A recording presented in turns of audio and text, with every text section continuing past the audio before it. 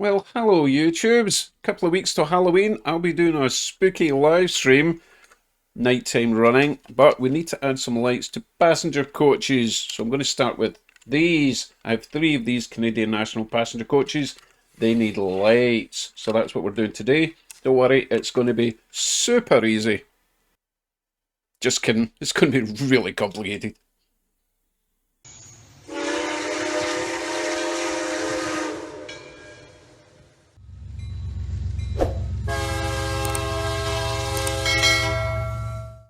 Let's go through all the parts we need for this operation. Metal wheels with metal axles, 12 of. Brass or copper tubing. Size is important. 510 ohm resistors. Random wires.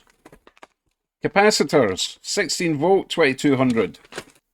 Bridge rectifiers, tiny. LED light strip. Old, used, came off of a kitchen cabinet, still works fine. Tiny humans, legs are optional. Tools list. Small pipe cutter. Dremel, small drill bit. Tweezers. Phillips head screwdriver. Deburring thingamajig for the inside of the tubes. Glue gun. Skizzers. Pliers. Wire snips. Wheel gauge. That's important. Let's have a close look at the patient. I will explain the procedure. There are currently no electrical pickups on these coaches, so we have to make them. Once we do that, we feed the power inside the coach. We attach some LED light strip to the roof. We add all the bits and bobs, the capacitor, the bridge rectifier, the resistor, bobs your ante. We have a lit coach and also humans in there. Might have to chop off some legs. Okay, let's get started. Let's strip this down, see what we're dealing with. Plastic truck mounted couplers, they work fine. Now the clips are in that way, so I found it's best to kind of either push them that way and pull them up, or pull them back that way and pull them up, rather than sideways. They're still a wee bit in the tight side, but they do come off with a bit of persuasion. Nothing broken. Excellent. Right, put them aside for now. Let's get into this. See what we're dealing with inside. Make sure you drop your screwdriver. It's an important part of the procedure. Okay then, this should just... Oh, the roof comes off. I was expecting the whole... Everything comes apart. That's interesting. I wonder why they did that. So we might not have to... Thinking. Give me a second. Okay, I've updated my plan. I think I would like to install some sort of plastic strip along the centre there. Oh no, I can't do that because the screw goes all the way through to there. Well, I could, but I would have to put a hole in it. Idea being, if I can install some sort of plastic strip, or whatever it's made of, some strip that goes from there all the way to there, you can install the light strip on the underside, all the wiring, everything is contained within this. So if we remove the roof, we don't have any wires in it. So I think that's what I might do. We do need to feed wires up. We need to find somewhere to put capacitors. And the ones I've got are a bit big to fit in those slots. Let's take this apart for now, because I need to decide where the wires are going. This is really clean, by the way. I think the seats just pop out as well. What's this thing? Oh, it's the windows. They're important. And that comes out. It's actually quite a nice kit. So I need to figure out how I'm going to route the wiring, because I'm going to have two wires. Oh, that's handy. I know that looks like it broke off, but without that in place, we actually have plenty of room in there for a couple of big resistors. So, take the good with the bad. I wouldn't have known that that came out if it hadn't just fallen out. Okay, let's put that to the side for now because I do want to get started on our trucks and getting power through the wheels and then into there. This VRL has already got power pickups, and you might recognise this kind of affair. You've got a copper strip going from one axle to the other axle, so they're both picking up power from either that side or that side of the rail. So you're going to have one wire going from that pickup into the inside. Let's call that positive. And over on this side, it will pick up power from the other side of the wheels. One wire going through, let's call that negative. Okay, so you get positive, negative. Light bulb in the middle lights it up. It kind of works, not too bad. You definitely need capacitors on that to keep it going, or it flickers like crazy. That's not how I am going to do these particular trucks. We are going to install a little brass tube on this axle and one on this axle so that we pick up power from that side and that side opposite each other. Basically both sides of the rail in one truck. We'll do the same with the other one, so we've got much more connection to the rails rather than just going from this point all the way to that point. We're going to have that to there and that to there. We'll connect the wires together in the middle inside the coach so that we've got as much coverage as possible. So step one, we need to get rid of the plastic wheels, find some nice metal wheels and make our electrical pickups using the brass tubing. This is one of the wheels and axles we're going to be using. This is actually Walther's. I got a big bag from Mike and Roseanne, and they do actually come off like that, so we can slip our tubing over. Now this tubing is maybe a little bit on the big side, it's a bit wobbly, but it still works fine. I really struggled to find exactly the right diameter. The one I got before was too tight and the wheel didn't spin properly. But as I say, I've tried this, it works, so we're going to go with this size. So we need to cut a little section off, and that's what a little pipe cutter's for. Now, I don't know if you've used one of these before. Once you figure out the right length, for me, if I push the pipe right up to the end there, that seems to be about right. I'm going to clamp it down, not too tight. If you go too tight with these things, then you crush the end. So tight enough, give it a spin, tighten it, give it a spin, tighten it, just a little bit, give it a spin. And this will be cut before you know it. As I say, you don't want to turn too much or you crush the end.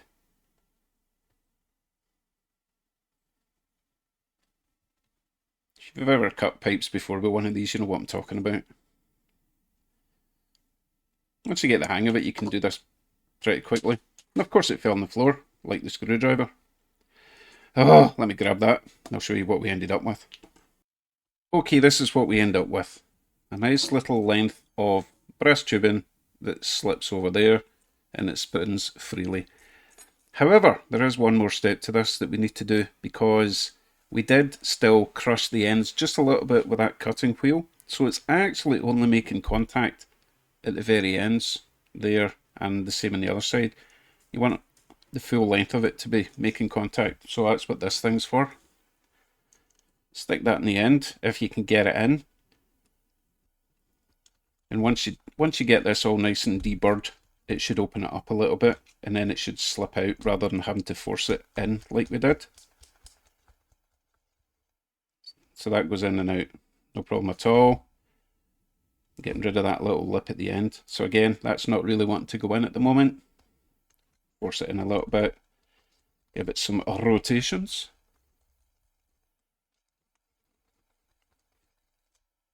And that should be nice. Slips in and out, no problem at all. So that is our first little brass tube ready. Obviously we're going to have to solder a wire onto that, but just for talking's sake, let's put the wheel back on.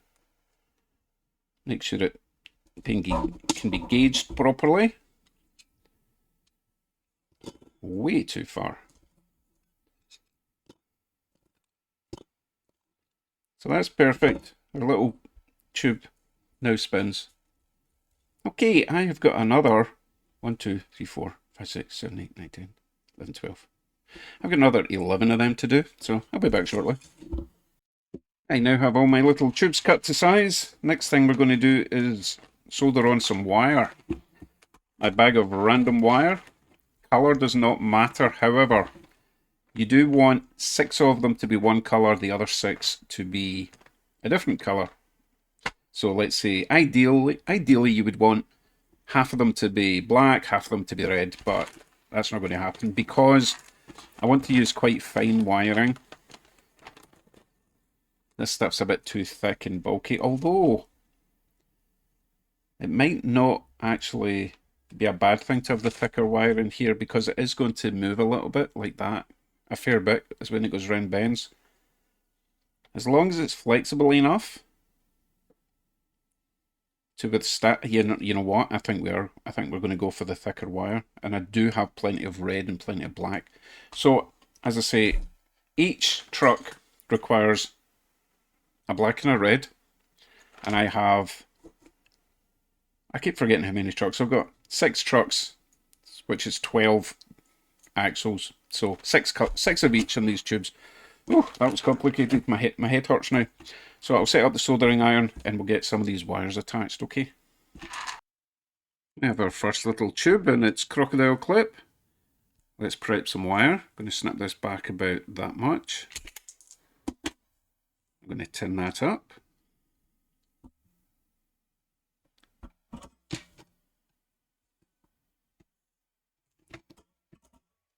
And what I'm going to do, I'm going to just curl this round a little bit.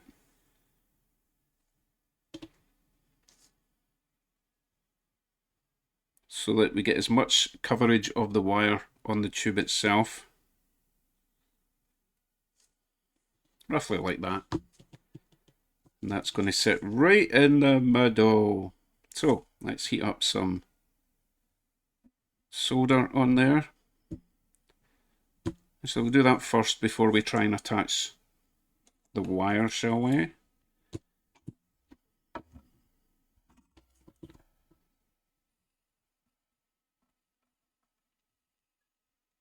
Like so. Now the wire should just melt right into the middle.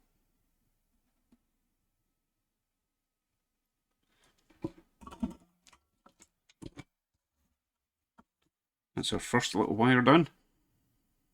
Our first little tube. Oh, isn't it cute? So I've got another 5 blacks to do and 6 reds. I'll see you when they're all done and ready. I now have all my little tubes connected to all the little wires. Time to get them onto the wheels. When it comes to the wheels, you will probably notice that one side has got a little plastic insert, so that's insulated. So the power from the rail on that wheel will not be making it to the axle, whereas that side, the axle touches the wheel. So power will come from the rail through there onto a little connector and then into the coach. So what we're going to do, we're going to have the positive side, or the axle connecting to the wheel side facing me, and we're going to put these all on the same way regardless of red or black, and I'll show you why that matters. Okay, so I'll size that in a wee second. Let's get a black one on, I'll show you what I'm talking about. So as before, connected side facing me, get a black one facing the same way that the red faced, so the wires at the top curving over that way. I'll get the wheel on. In order to complete the circuit, we need one side of the rail there and one side of the rail over there. So if we spin this round, we are going to be getting power from this side, left side of the track, that one, right side of the track. Let's do it that way just so that you don't get too confused, because red is normally the right side of the track, okay? So we're now getting power from there and there to complete a circuit. Obviously we'd connect a bulb between those two wires. The reason I want to do it this way is that the wires are sitting on the top, so that when the wheel spins we're not getting a weird underneath thing going on, okay? It'll also make more sense when we put these into the trucks. There's going to be a wee bit more give, a bit more, what's the word, flexibility, rather than them being that way, and then they would be really close to the underside of the truck. Hopefully that makes sense. So let me get all the wheels done, get the wires, get the tubes all connected, get these sized, and then we will put them in there and I'll show you in more detail what I'm talking about with the way that these wires are coming off the tubes. Wheels are all now reinstalled and gauged. Let's get them into a truck, shall we? So we need one black, one red. Let's see then. This will be... It doesn't matter really. We can do them the same front and back trucks. I just need to check that when I do it. Right, so let's get the red one in this way. So red will be getting power from this side. So when we flip that over, it would be the right truck, or the right rail, sorry. Okay, let's get that in there. The wire will be going down that way. And it will disappear into the coach chassis, or the underside of the coach, okay? It's going to have a little bit of wiggle room when it rotates. There is one thing actually I forgot to show you there. This is important. I should have started with it. You notice that this is going to slide and it's going to hit both sides of the wheel. It's important that you don't get the tubing too big, because you can see there that it is hitting that insulator, so it's not making contact with the outside of the wheel, whereas that side obviously it doesn't matter because that's the powered side. If your tube is too big, then it will make contact with that wheel, whereas this size of tubing hits that plastic insulator and it doesn't hit the wheel, okay? Any bigger than that would be in trouble, so ideally you want something a wee bit smaller than that. Right, where was I? This wheel goes on no problem at all. The other wheel is going to be a problem because if we fit that in there, the wire's got nowhere to go. So I do need to drill a hole right through there, which I'll do right now.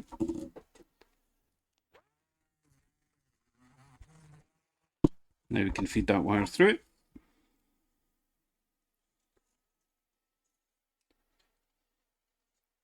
And pop it in place.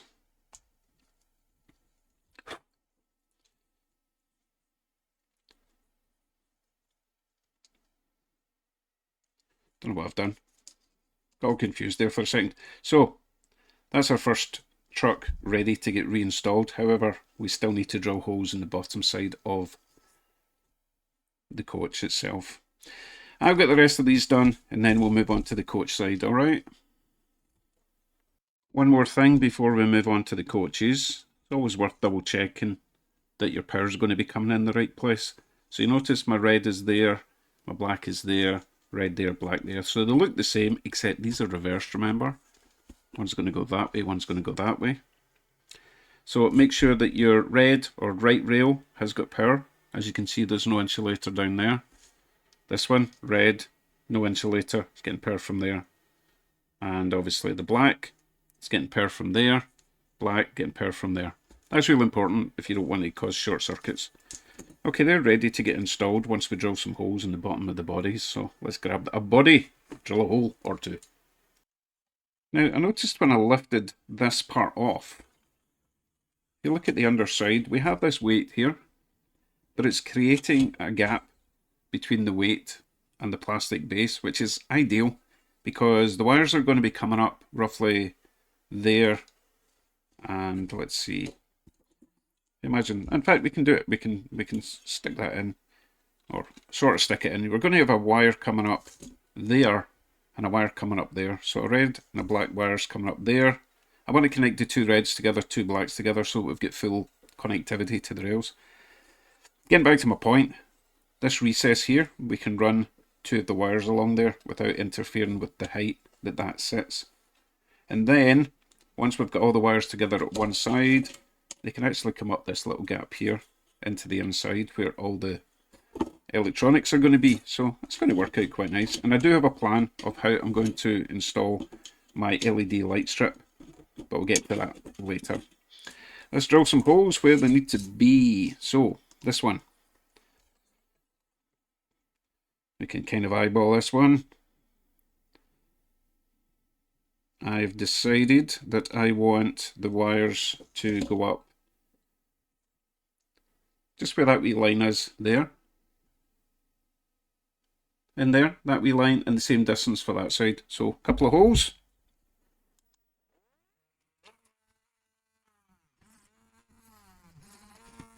Let's see if that worked.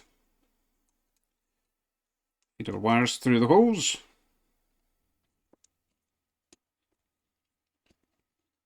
Yeah, that's the wrong hole. No naughty jokes. It's a family show. Okay, so that's going to clip in where it's supposed to clip in. And we've still got rotation without too much problems. We'll still spin. We're good to go. So these wires, either these wires are going down there or the other two are coming up there to meet with these ones. It depends where we install all the shenanigans going on up there. I'm quite happy with that so far. That should be plenty of movement. Lovely. Right, let me get all the rest done. And I'll bring you back when it's time to do the top half and how I'm going to attach the light strip, okay? I now have my red and black wires connected to each other. Don't worry about the messy glue. And they're running through that recess like I was talking about. So now we can feed these wires through that little gap there. Specifically there rather than the big hole, because you see how there's a channel there. If you try and put it across there, I mean, it could still go down to the end, but I'll show you why I'm thinking of doing it this way instead. So feed them through there.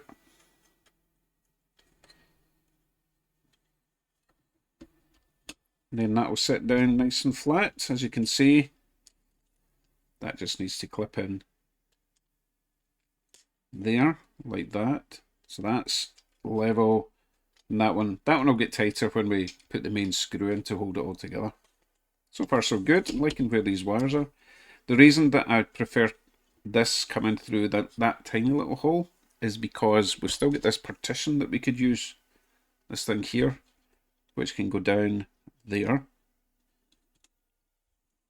And then we're not wrecking the inside part there. Okay, on to the next bit. The hard bit, if you like. Yeah, because this can sit in there. These wires can go up to the light strip, which is going to go along there. I'm just doing a wee test fit, make sure everything still fits with the wires where they are. Yeah, I'm liking that so far. Everything's fitting quite nicely. We don't even see them, which is nice. Well, you can kind of see it if you really peer through that window, like a peeping Tom. Right, how am I going to attach the light strip? I'm going to use some of this hard plastic.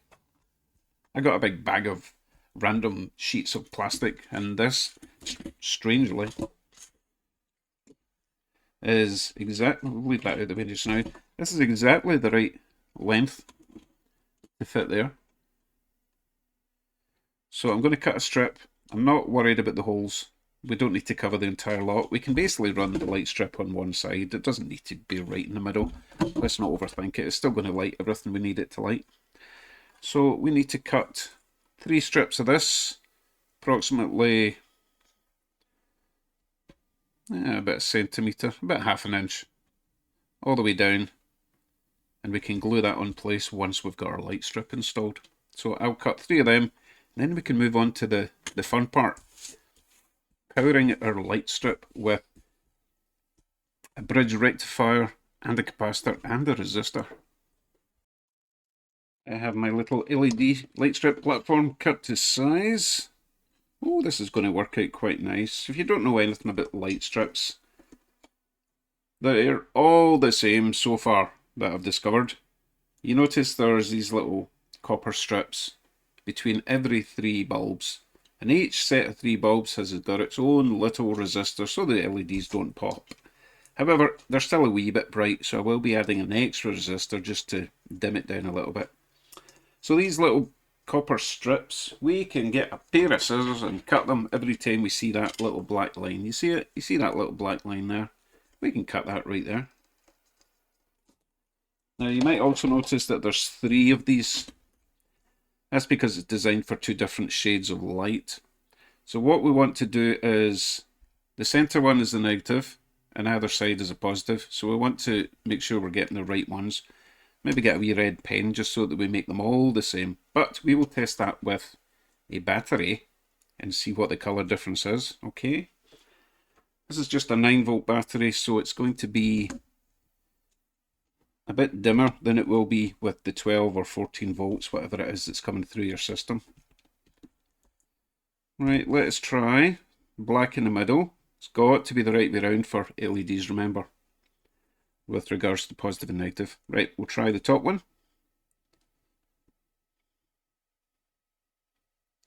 If I can keep my hand still.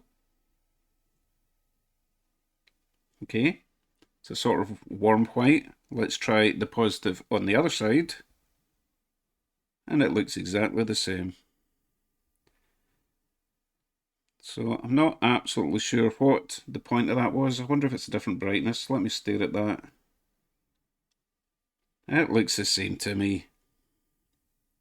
So it doesn't really matter. We are going to be hooking up our power coming in from the rails to one negative and one positive. Got to get them the right way around with regards to the red and the black wires. Okay, how are we going to mount all this then?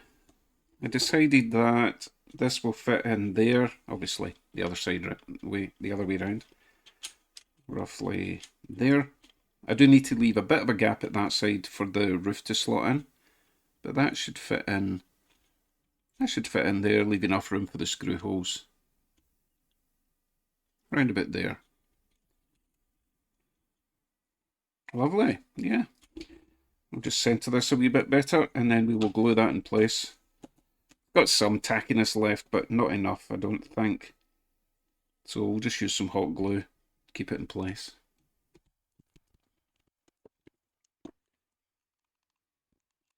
We don't need to go mad. Maybe 3 spots of it. That should be plenty. Okay, let that glue set and I will dig out all the other electronics we need for the next part of this surgery. On this side of the LED light strip is where the power's coming in, so we are going to add a bridge rectifier. This tiny little thing here, which basically converts any power coming in to positive and negative on this side. That side, it can be any power coming in, or it can be an alternating current, it can be direct current, whatever, but it will convert it to DC power on that side. We have got to get this the right way around on the LED light strip. So let's say we want it like that.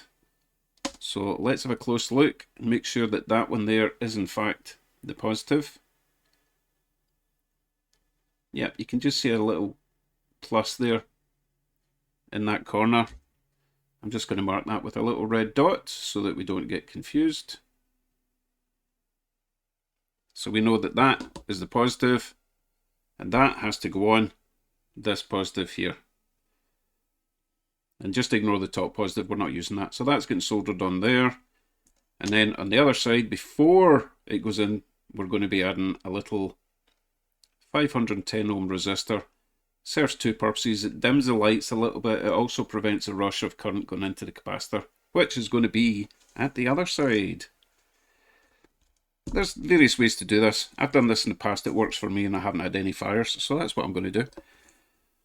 Likewise, the capacitor is also, it's got to be positive and negative. You can see the big minus sign there. That's a negative leg there. That's positive. So I'll probably add a couple of tiny wires to these.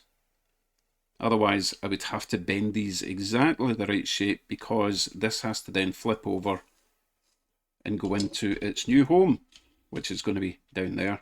It's going to be much easier if we can position this in and then just hook up a couple of wires to it. Told you it was going to be complicated. Right, let's do some micro soldering, shall we? What I am going to do first though is the legs on the input side. As you can see, they're a little bit kind of squiggly. I'm just going to flatten them so that we can connect the other wires much easier. With regards to the other side, I'm quite happy with them bending down like that so that they can sit quite nicely like so. So let's get a little blob of solder on the positive and negative.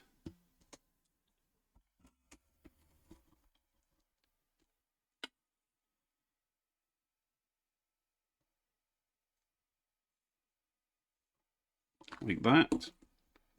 Now we can attach our little bridge rectifier.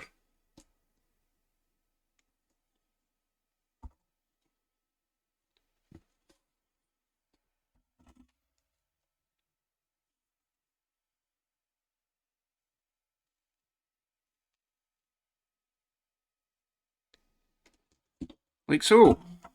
So we've still got our positive going to the positive side of the LED light strip. Let's clean that up just a little bit.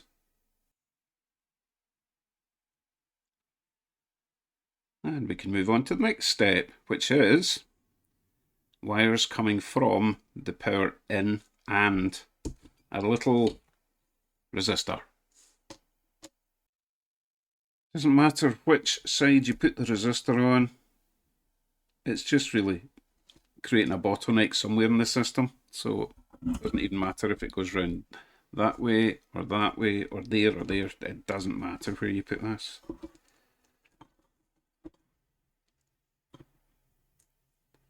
Tell you what I need to do actually, because once we try and insert this,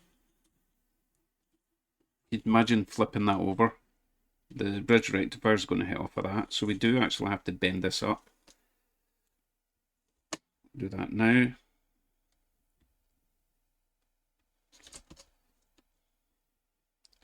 Like so. So it's going to hang down there and slot in there. Okay. And yes, it's going to be over one of the passenger seats. But hey, the only way it's going to work for this particular style of install. Right, this will make it a little bit easier to attach this.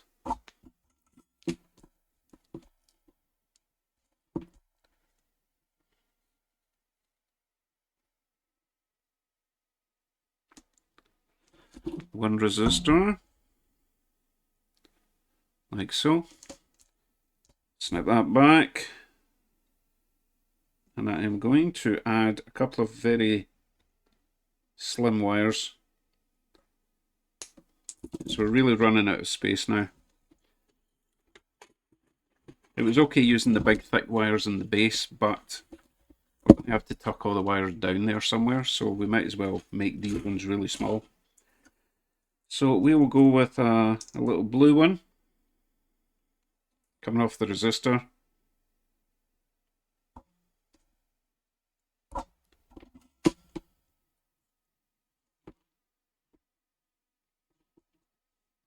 And what I'm going to do actually, I'm going to get a little bit of heat shrink tubing. Well, I don't need to do it right this second. And that will cover the resistor once we get this attached. Because it will be a little bit obvious sitting in front of the passenger.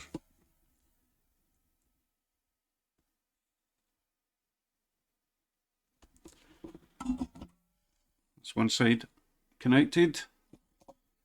Let's get some heat shrink tubing. Slide that over our resistor, like so. We'll shrink that down.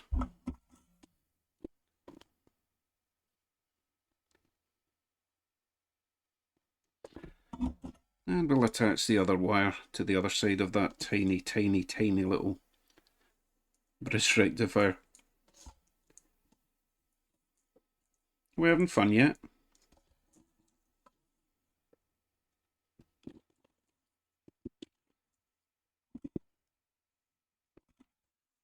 Oh, you missed the action. Anyway. So that's our wires coming in from the rails once they get attached to this. So they get attached to that. Oh, you've fallen off.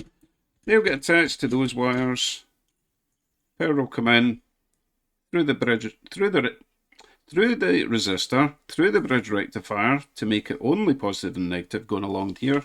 And the other side will attach two more wires, and then those two wires will get attached to the capacitor, and that'll be it. We can start reinstalling. We are almost there. Got my light strip circuit board all set up. Two wires coming out of that side, capacitor on that side. That will pop down there. We can flip that over. That will sit in there. However, one more thing we need to do before we reassemble. Obviously, I need to attach those two wires to those two wires. But first, let's get some tiny humans in there. That'll take a while, so I'll see you in a wee bit. My passengers are now seated. I've connected those two wires, so all we need to do now is flip this over, glue it in place.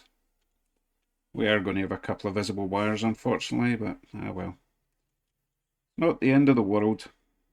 So I'm thinking just a splodge of hot glue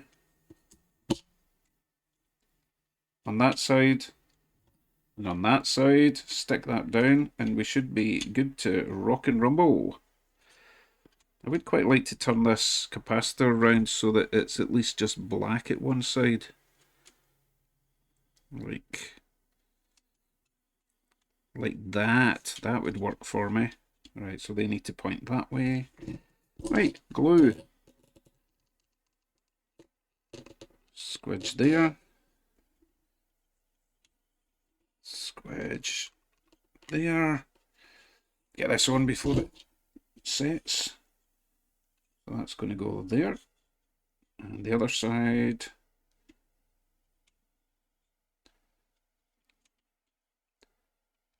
Oh goodness, that's set fast. Hope there's enough room for the screws in the middle. Now let's find out. Where's the roof? Here's the roof. Don't worry, scissors. Didn't pay my gravity tax this month.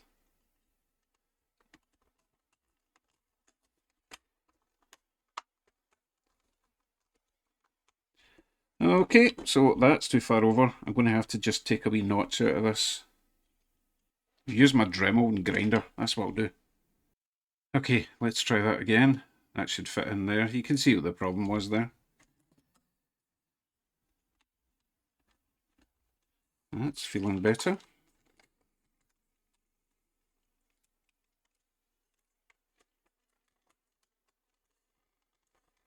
I'm definitely getting some resistance from something.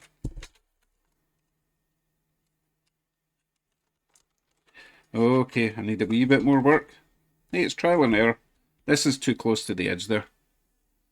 I'm not getting the side of the roof slotting in. Oh, maybe, might work now. But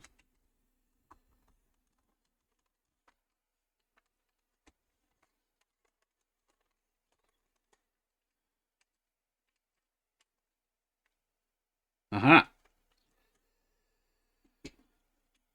These little prongs here. You see these? They're stopping it. It's kind of annoying. So I'm going to cut them off. Because that's the mature thing to do. I don't even know what they're doing there. Guess we'll find out when we chop them off. Hopefully I don't need them. Right, try again. Just noticed there's weird Chinese writing in there. You see that? Huh. Hey, if there's anyone Chinese that can translate that for me. I don't know if it's that way or that way or that way. I don't read Chinese. Right, let's find out. It's more like it. Yeah. Right, get our screws on the bottom and we should be done.